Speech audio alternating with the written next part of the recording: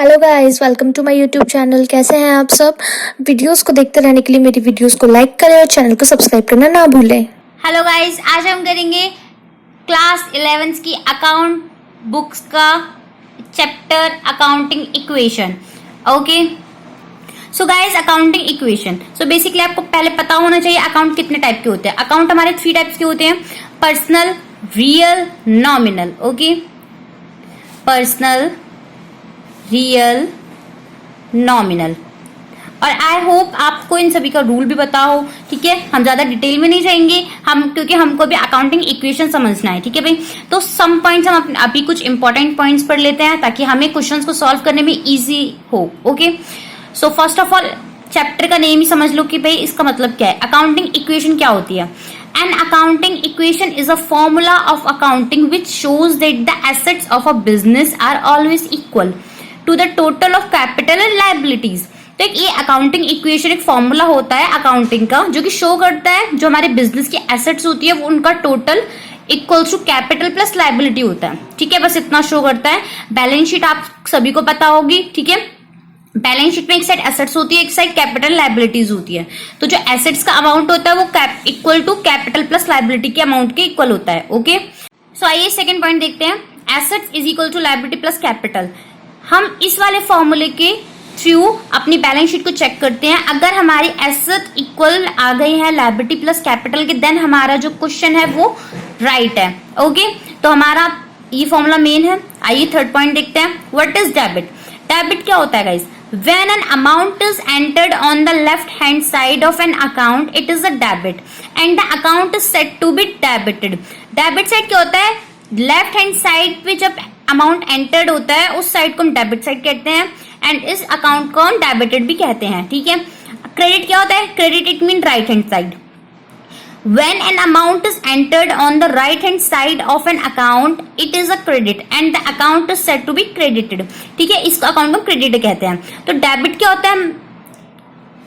Basically debit left hand side होता है, credit right hand side होता है। ठीक है, सो आइए अब हम आपको बैलेंस शीट के थ्रू आपको क्वेश्चन समझाते हैं। आई होप आपको समझ में है बैलेंस शीट। सो गाइज, यहाँ पे मैंने कुछ एग्जाम्पल लिया है, अपनी तरफ से अज्यूम किया है। हमारी बैलेंस शीट कुछ इस टाइप की बनती है: capital and liability, amount, assets, amount. Okay, asset में हमारे आते हैं cash and bank, debtor, stock, furniture, machine, goodwill, like this type of. Okay, and capital and liability में आते हैं हमारी जो कि हमारी लेफ्ट साइड पे हमारे रिकॉर्ड होती है। कैपिटल लाइबिलिटी में आते हैं creditor, bank, overdraft, loan, XYZ। Okay, तो हमारे ये इधर ये सब आते हैं, इधर ये सब आते हैं। ठीक है, तो कैश, बैंक, अगर हमारा देख लीजिए अब इन सबका टोटल 1 लाख है, कुछ 40 होगा, कुछ 20 होगा, कोई 30 होगा, कोई 10,000 होगा, टोटल हमारा 1 लाख है।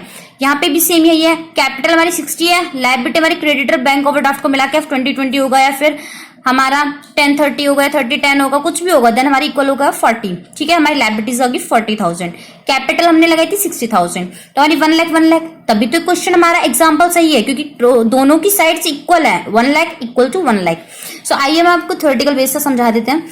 इन the above balance sheet assets are recorded on the right hand side. Right hand side पे हमारी एसेट रिकॉर्ड हो रही है and capital and liabilities are recorded on the left side and left side पे हमारी Capitals और liabilities हो रही है। ठीक है, at any point of time the total of the both side of the balance sheet is always equal. हमेशा equal होगी।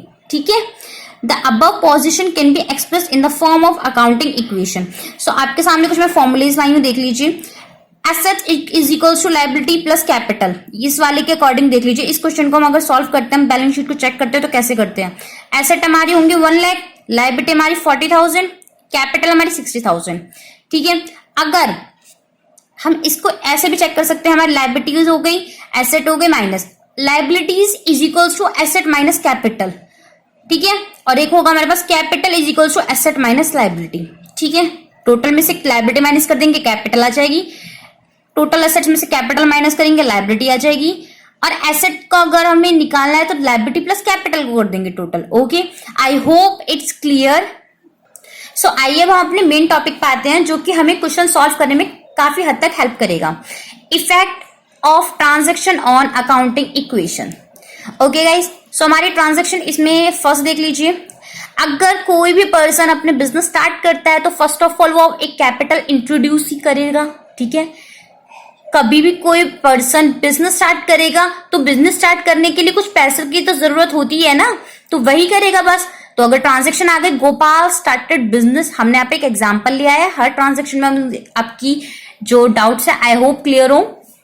Gopal started business with ₹75,000 as capital. Okay, तो हमारा फॉर्मेट बनता है asset equal to liability plus capital, जैसे कि हमने अभी जाना था। ठीक है, एसेट हमारे पास कितनी हो जाएगी, एसेट में हमारा कैश आ जाएगा, कैश हमारा कितना था 75,000, लायबिलिटी कुछ भी नहीं, जितना कैश उतनी कैपिटल, दोनों साइड इक्वल हो जाएंगी।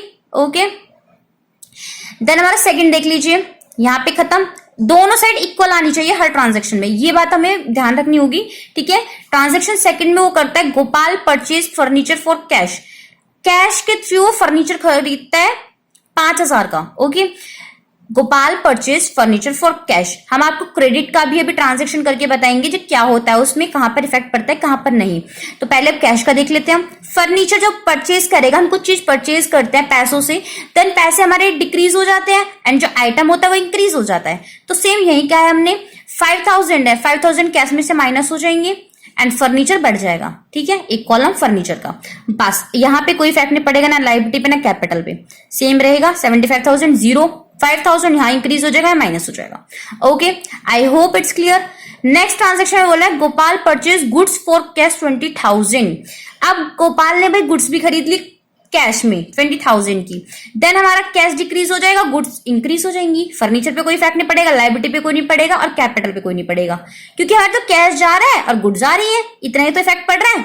आप इस क्वेश्चन को खुद पे एज्यूम करके देखो, खुद पर देखो, अगर आप परचेज करते हो कुछ आइटम, देन आपके पास आइटम आता है एंड आपके पास कैश चला जाता है। ओके, यही होता है नॉर्मली। तो आई होप इट्स क्लियर। आइए ट्रांजैक्शन 4 देखते हैं।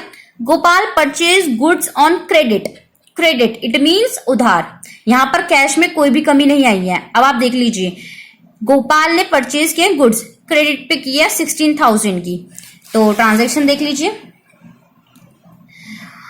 जब 16,000 की उसने परचेज किया गुड्स, तो गुड्स तो इंक्रीज होंगी भाई, कैश पे कोई इफेक्ट नहीं पड़ेगा, फर्नीचर पे भी कोई इफेक्ट नहीं पड़ेगा। ठीक है, और हमारा जो क्रेडिटर है वो इंक्रीज हो जाएंगे, क्योंकि हमें देने पड़ेंगे ना, वो पे करने पड़ेंगे। क्रेडिटर्स हमारे लिए लायबिलिटीज होती हैं, बाद में पे करने पड़ेंगे। तो 16,000 जो जीरो था वहां 16,000 आ जाएगा और जो गुड्स थी वो हमारी इंक्रीज हो जाएंगे 16,000 से, लेकिन कैश पे, फर्नीचर पर, कैपिटल पे कोई इफेक्ट नहीं पड़ेगा। Okay, I hope it's clear. जब हम कोई भी गुड्स फर्नीचर परचेज करते हैं क्रेडिट पे, देन हमारे क्रेडिटर इंक्रीज होते हैं।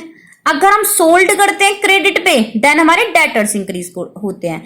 तो आइए आप सोल्ड का देख लेते हैं क्रेडिट पे, आपको ये भी समझ में आएगा। ट्रांजैक्शन 5 देख लीजिए, goods costing 12,000 sold on credit for 15,000। अब इसमें 3 चीज आपको समझने के लिए देखो। फर्स्ट ऑफ ऑल आपके पास गुड्स थी जो 12,000 की थी, वो 15,000 की बिकी। ठीक है, फर्स्ट होगी, पहली बात हमारी आपकी गुड्स कम होंगी। ठीक है, सेकंड आपके पास पैसे आएंगे, लेकिन सोल्ड ऑन कैश नहीं हुआ, सोल्ड ऑन क्रेडिट हुआ है।